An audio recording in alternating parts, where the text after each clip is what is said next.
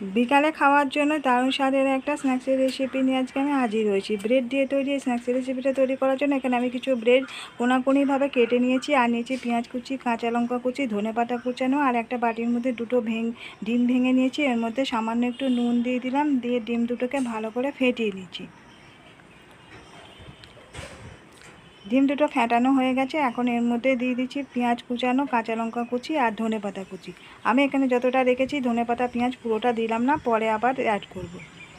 এখন পেঁয়াজ, কাঁচা লঙ্কা, ধনেপাতাটা দিয়ে ডিমের সঙ্গে খুব ভালো করে চামচের সাহায্যে মিশিয়ে দিচ্ছি। এখন একটা গ্যাসে ফ্রাই প্যান বসিয়ে এর মধ্যে দিয়ে দিলাম কিছুটা সাদা তেল। এবারে একটা করে ব্রেডের পিস এই ডিমের গোলার মধ্যে ডুবিয়ে নিয়ে তেলের মধ্যে দিয়ে দিচ্ছি, আর চামচে করে কিছুটা তুলে তুলে পেঁয়াজ, কাঁচা লঙ্কা, ধনেপাতা এই ব্রেডের উপরে দিয়ে দিচ্ছি। এখন একটা সাইড গোল্ডেন কালার করে ভাজা হয়ে গেলে উল্টিয়ে দেবো, দিয়ে দুটো সাইড এরকম গোল্ডেন কালার করে ভেজে নিলে হয়ে যাবে মুচমুচে ডিমের ব্রেডের স্ন্যাক্স।